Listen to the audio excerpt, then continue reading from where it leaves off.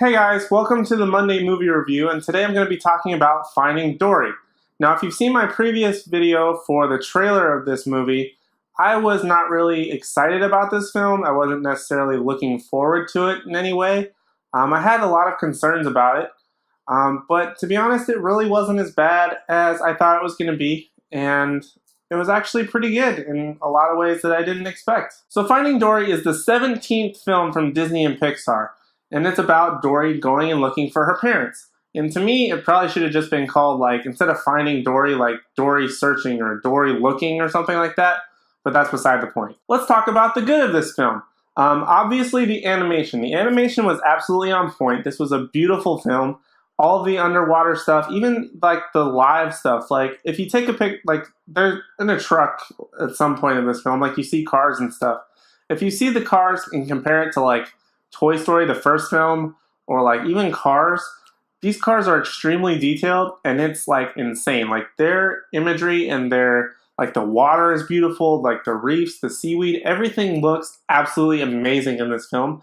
And if you see it for any reason, at least see it for how advanced the animation is. As for the story, it was definitely pretty good. There are tons of moments, like great funny moments. There's a lot of like sort of not necessarily inside jokes, but there's a ton of jokes. References, there's tons of celebrity voices as well, but I feel like the best moments were with young Dory. Young Dory, they have scattered throughout the film, but I mean, young Dory is possibly the cutest thing I've ever seen. Definitely ranks among like the cutest cartoon animated characters I've ever seen in my life, along with like Baymax or like Wally. Just something you want to hug and never let go of. She was adorable, and I think that was some of my favorite moments came from little baby Dory, and it was just super cute. And although those were my favorite moments, this still was a good film. There was still plenty of story to tell that I actually thought wasn't there. I didn't think that they would be able to give it the story that it got. They did reuse, like I was concerned about, some aspects of Finding Nemo, like the first like 20 minutes. There's various, not necessarily references to Finding Nemo, but there's a lot of connections, a lot of similarities, a lot of parallels. But there's a point in this film where Dory gets picked up by, like, I don't want to call them fishermen, but they're, like, people on a boat. And they take her off to this sea life hospital, aquarium, SeaWorld type of thing. Not as dark, though. But that's really where this film takes a turning point away from Finding Nemo. And once you get to that point, you're like, okay, this is where the real film starts. This is where the real story of Dory comes from.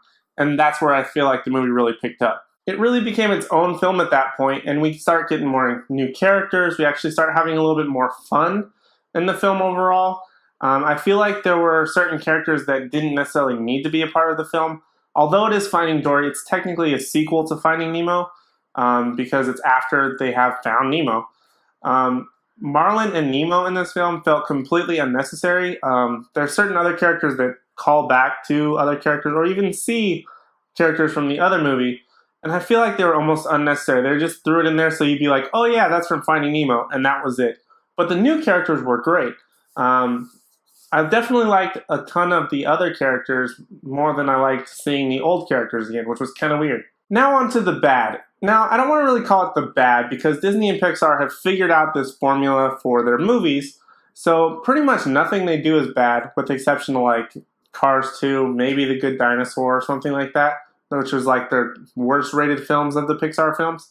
But other than that, I don't want to call it the bad things. I'm just more like being nitpicky about these certain aspects. My first major complaint is that the story was phenomenal, don't get me wrong, but like I said, they sort of reused like the first 20 minutes as like Nemo, like it should have been part of Nemo, I guess, to set up Finding Dory maybe, because it felt kind of unnecessary, or they reused a lot of stuff from Finding Nemo. But other than that, the story was great. But my major complaint comes towards the end of the movie now, because there were a couple times in this film where I felt like it was actually going to end. It felt like this movie was going to end probably 2 or 3 times. I'm like, okay, big reveal, sort of setup. I'm waiting for this big moment. Okay, that moment happens. They start to slow down a little bit, sort of let you know, things are kind of okay at this moment, and then it picks up again. Like, it felt like it was gonna go start to end credits at any moment. 2 or 3 times it felt like that. And that felt very fluctuating in like the pacing.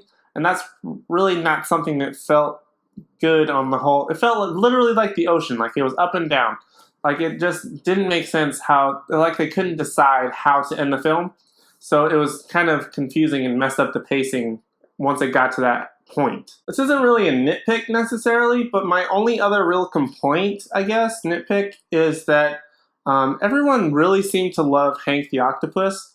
Maybe I just didn't get it on my first viewing. It just didn't make sense to me. I'm not sure what it was, but I just wasn't really a fan of him. I much preferred other characters like the whale shark or like the beluga whale, who uses his like what they call the world's most powerful pair of glasses, which is his like echolocation.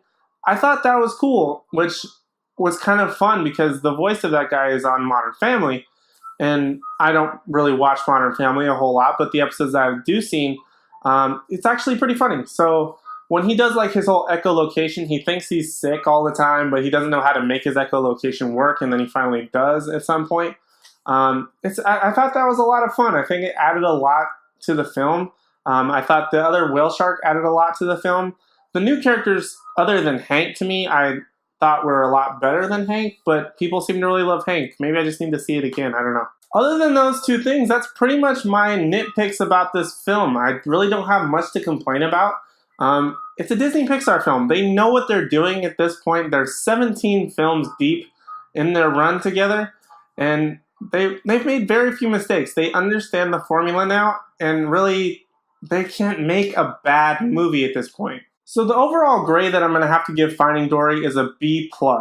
Now, I definitely think it had humor, heart. It definitely had a pretty good story. The animation was, of course, wonderful, but they sort of reused some things, and that fluctuating ending sort of thing that was happening, I wasn't a big fan of that. Their character development was awesome. Like I said, they definitely surprised me. I thought this was going to be a complete rehash of Finding Nemo. Parts of it were, but it definitely saved itself and did a lot of new stuff that was actually a lot more fun and interesting than I thought it was going to be, which was actually a nice surprise. So guys, that does it for my Finding Dory review. Have you seen Finding Dory? If you have, what do you think? Let me know down in the comments below. Like always, thank you so much for watching, and please don't forget to like, comment, subscribe, and share these videos, and we'll see you guys in the next one.